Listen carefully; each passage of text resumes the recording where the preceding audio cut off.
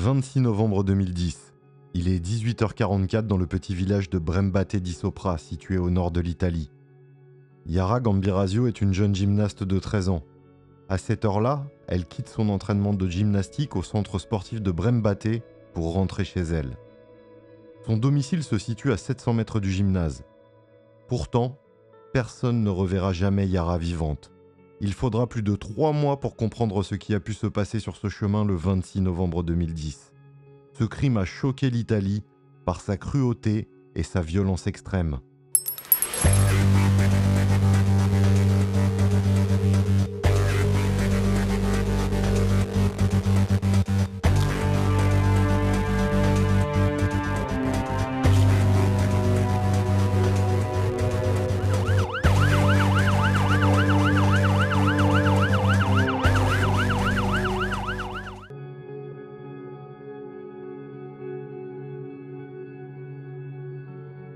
Brembate, c'est une petite ville de carte postale, l'Italie typique comme on peut l'imaginer.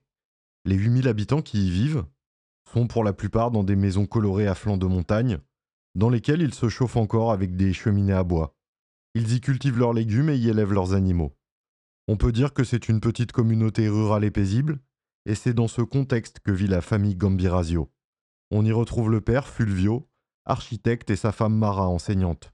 Ce sont tous les deux des enfants de Brembate qui y ont passé leur vie entière et qui y ont construit leur famille. Ils ont 4 enfants, Déborah, l'aînée, âgée de 15 ans, Yara, 13 ans, et 2 jeunes garçons viennent compléter la fratrie, Nathan et J.I. Ils forment une famille heureuse et épanouie, mais cette vie paisible va basculer dans l'horreur.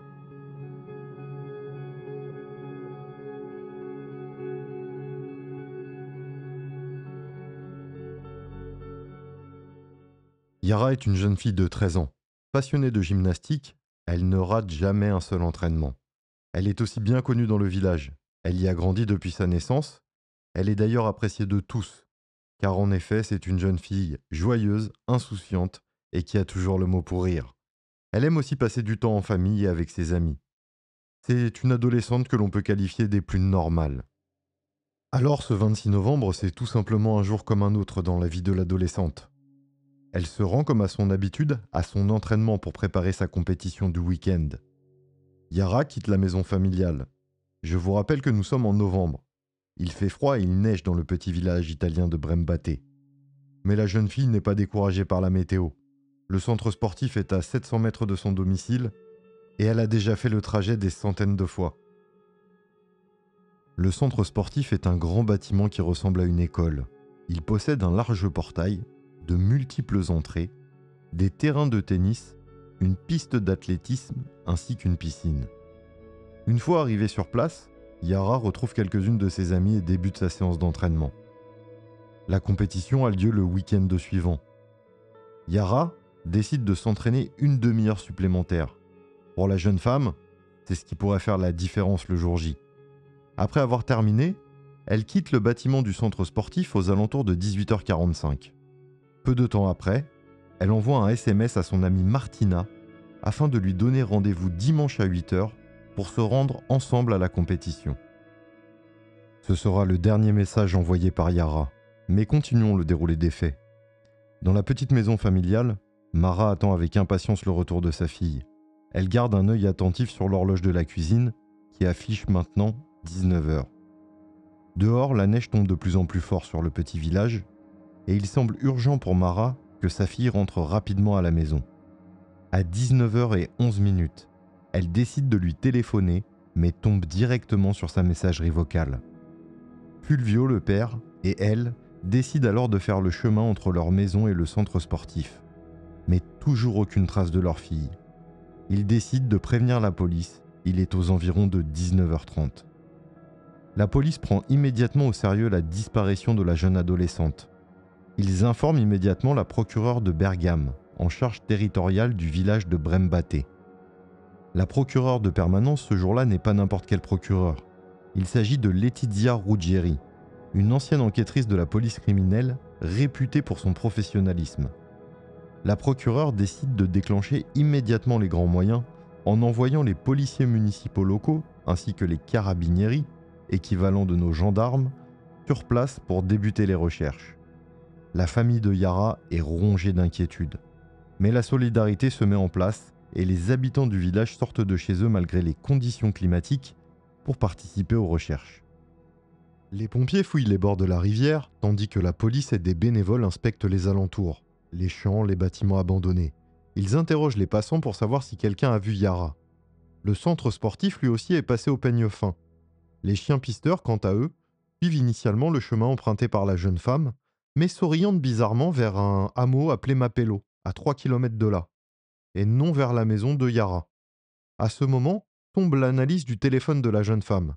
Il indique que le dernier signal capté provient de Mapello, à 18h49, soit 5 minutes après qu'elle ait envoyé un SMS à son amie Martina. Il semble donc que Yara, ou à minima son téléphone, ait été emmenée en voiture jusqu'à Mapello. Évidemment, à son âge, Yara ne conduit pas de voiture. Alors avec qui pouvait-elle être? Avait-elle appelé un taxi? Ce serait étonnant. S'était-elle enfuie avec un ami? Ou l'option la plus sinistre? Yara avait-elle été enlevée et emmenée contre son gré? Des images de vidéosurveillance ont été diffusées. Elles montrent un véhicule passer devant le centre sportif. C'est un petit utilitaire blanc avec un plateau ouvert à l'arrière. Ce véhicule est filmé en train de passer à plusieurs reprises autour de l'heure de la disparition de Yara. D'ailleurs, ce n'est pas la première fois que cet utilitaire est filmé en train de circuler autour du centre. Les jours précédents, il apparaît également sur les vidéos. Malheureusement pour les enquêteurs, il est impossible de distinguer la plaque d'immatriculation du véhicule. Les policiers décident alors de rendre les vidéos publiques en espérant que le propriétaire de l'utilitaire se manifeste ou que quelqu'un le reconnaisse. Mais personne ne se manifeste. L'affaire commence à piétiner. Les enquêteurs n'ont aucune piste à exploiter.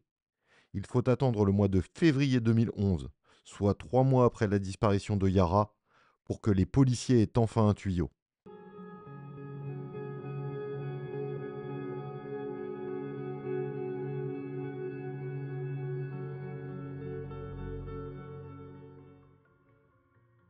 Un dimanche matin, au mois de février, dans la campagne italienne.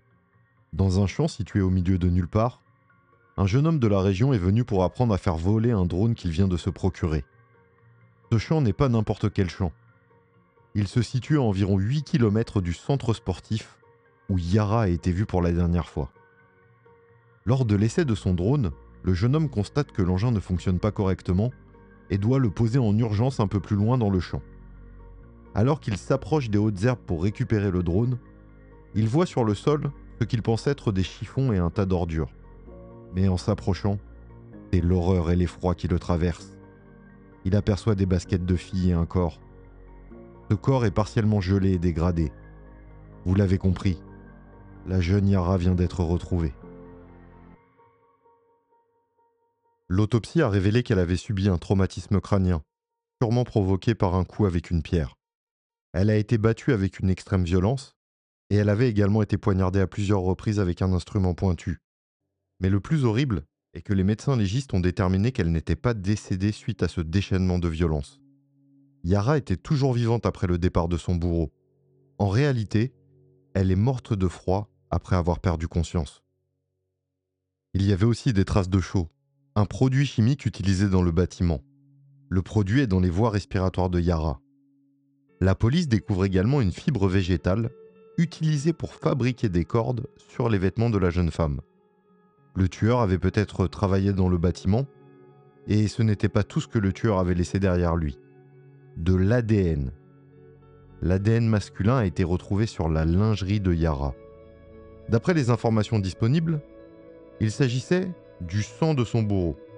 Cela a amené la police à émettre la théorie que l'agresseur avait tenté d'abuser de Yara. Mais heureusement, la gymnaste, en se débattant, avait réussi à opposer une forte résistance qui avait sûrement fait fuir ce monstre. Quoi qu'il en soit, la police avait enfin quelque chose de solide. Le tueur a été surnommé l'inconnu numéro 1. Ils avaient maintenant l'ADN de l'homme, mais ils devaient encore le trouver. Avec les résultats de l'autopsie en main, les enquêteurs se concentrent sur l'analyse de l'ADN trouvé sur les vêtements de Yara. Cette tâche est complexe et nécessite des ressources importantes. Les experts en génétique travaillent sans relâche pour extraire le profil ADN complet de l'échantillon. Une fois le profil établi, Il est comparé à la base de données nationale des profils ADN, mais aucune correspondance immédiate n'est trouvée. Les enquêteurs décident alors de lancer une vaste campagne de prélèvement d'échantillons d'ADN. Ils collectent plus de 18 000 échantillons auprès de volontaires, espérant trouver une correspondance. Cette démarche, bien que coûteuse et chronophage, est essentielle pour avancer dans l'enquête. La communauté répond massivement à l'appel, démontrant un soutien inébranlable pour retrouver le meurtrier de Yara. Au fur et à mesure que les échantillons sont analysés, une nouvelle stratégie est adoptée. Les enquêteurs commencent à explorer la possibilité que l'ADN appartienne à un descendant de quelqu'un déjà enregistré dans la base de données. Cette approche, connue sous le nom de généalogie génétique, consiste à utiliser les profils ADN partiels pour remonter des arbres généalogiques et identifier des parents proches. Cette piste mène les enquêteurs à une découverte surprenante. Un échantillon partiel correspondant à un homme décédé depuis longtemps. Giuseppe Guerinoni, un chauffeur de bus de la région. Cependant, Guerinoni est mort bien avant la disparition de Yara, ce qui signifie que le suspect est probablement un de ses descendants illégitimes. Les enquêteurs entreprennent alors de reconstruire la vie de Guerinoni, cherchant des relations et des enfants cachés. Après des mois de recherche et des tests ADN supplémentaires, ils identifient finalement Massimo Giuseppe Bossetti, un maçon local sans antécédents criminels. La correspondance ADN entre Bossetti et les échantillons trouvés sur Yara est parfaite. Le 16 juin 2014, Bossetti est arrêté alors qu'il travaille sur un chantier. La nouvelle de son arrestation fait la une des journaux. Bossetti est marié, père de 3 enfants. Il est décrit par ses voisins comme un homme ordinaire, sans histoire. Lors de son interrogatoire, il nie toute implication dans le meurtre de Yara, déclarant qu'il ne l'a jamais rencontrée. Malgré ces dénégations, l'ADN retrouvé sur Yara constitue une preuve accablante. Les enquêteurs examinent également les activités en ligne de Bossetti, et là, ils découvrent des recherches troublantes sur des sites pour adultes et sur des sujets liés à des jeunes filles. Ces éléments, bien qu'indirects, renforcent les soupçons à son égard. Avec Massimo Bossetti en détention, les préparatifs pour le procès commencent. Les enquêteurs continuent de rassembler des preuves et d'affiner leur dossier pour s'assurer que la justice soit rendue pour Yara.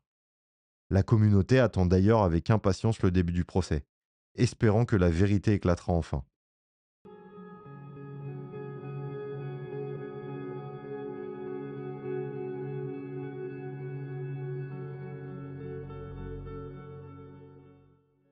Le procès de Massimo Bossetti commence en juillet 2015, attirant une couverture médiatique importante. Les enjeux sont élevés. Chaque détail est scruté par le public et les médias. Bossetti maintient qu'il est innocent, tandis que l'accusation présente un dossier solidement construit autour des preuves ADN et des éléments circonstanciels recueillis par les enquêteurs. L'accusation, dirigée par le procureur Laetitia Ruggieri, expose les preuves ADN comme élément central de son argumentation. Les experts en génétique témoignent de la rigueur avec laquelle les échantillons ont été collectés et analysés, insistant sur l'unicité du profil ADN trouvé sur Yara. Les avocats de la défense, quant à eux, contestent la fiabilité des preuves ADN, suggérant des possibilités de contamination ou d'erreur lors des analyses. Parallèlement, des témoignages affluent de la part des proches de Yara, des amis, des membres de la communauté. Ces témoignages peignent un tableau de la jeune fille et des jours qui ont suivi sa disparition, apportant une dimension encore plus humaine au drame. Les avocats de la défense de Bossetti tentent de semer le doute en présentant des témoins, des experts, qui remettent en question la méthodologie de l'enquête et la collecte des preuves. Ils soulignent l'absence de preuves directes reliant Bossetti à la scène du crime, mis à part l'ADN. Des arguments sont également avancés concernant la possibilité que l'ADN ait été planté ou transféré d'une manière inattendue. Vraiment, le moment le plus poignant du procès sont les témoignages des parents de Yara. Ils partagent leur douleur et leur quête incessante de justice pour leur fille. Leurs paroles résonnent dans la salle d'audience et au-delà, rappelant à tous l'innocence perdue et l'impact dévastateur de cette tragédie pour leur famille. Le procès dure plusieurs mois, avec des débats houleux et des moments de tension. Finalement, après de longues délibérations, le jury rend son verdict. Nous sommes le 1er juillet 2016. Massimo Bossetti est reconnu coupable du meurtre de Yara Gambirasio et condamné à la réclusion à perpétuité. Le verdict est accueilli par des réactions mitigées, Soulagement pour certains, scepticisme et déception pour d'autres.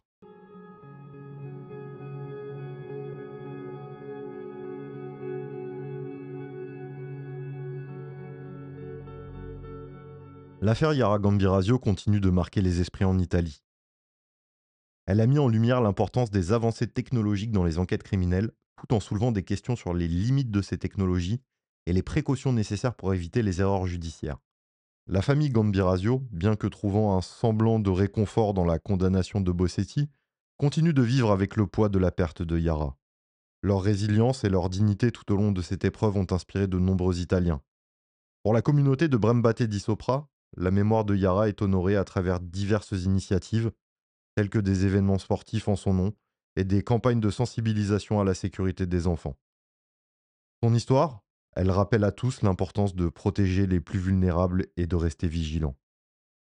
Si on devait trouver une conclusion à cette affaire, c'est un rappel poignant de la fragilité de la vie et de la quête incessante de justice. Bien que la vérité ait été révélée et que le coupable ait été condamné, la douleur de la perte demeure. Yara reste dans les mémoires comme une jeune fille pleine de vie, dont l'impact continue d'influencer positivement la société.